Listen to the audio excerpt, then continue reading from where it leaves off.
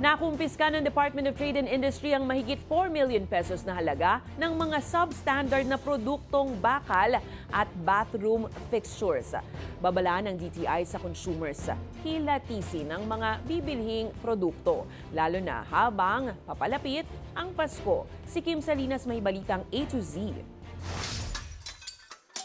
Sinira ng mga opisyal ng Department of Trade and Industry ang mahigit 30,000 iligal na produkto na kanilang nakumpiska sa mga operasyon.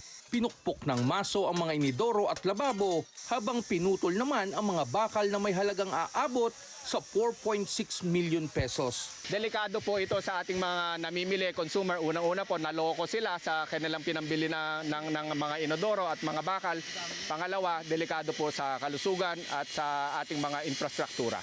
Ayon kay DTI Assistant Secretary Regino Malyari Jr., karamihan sa mga nasabat na produkto ay gawang China, substandard at walang legal na dokumento.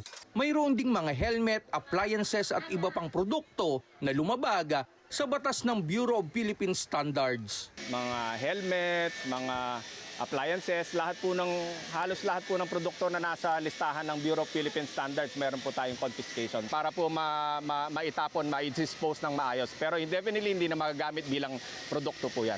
Siniguro ng DTI na mananagot ang mga kumpanyang nasa likod ng illegal importation. Babala ngayon ng DTI sa publiko na maging mapanuri sa mga bibilhing produkto. Vigilant at masuri yung ating mga namimili na hanapin yung PS at ICC stickers natin. Sinisiguro natin na in the market, standard lang po ang gamit at nabibili ng ating mga consumers, lalo sa mga bakal at semento at tile. Ang ICC markings o Import Commodity Clearance ay safety at quality seal mula sa DTI na ibig sabihin ay pumasa sa inspeksyon ang imported products. Ang Philippine Standard o PS Mark naman ay para sa local products. Dagdag ng DTI, lalong maging mapanuri ngayong papalapit ang Pasko kung kailan naglalabasan ang mga substandard na produkto. Para sa Balitang A to Z, Kim Salinas.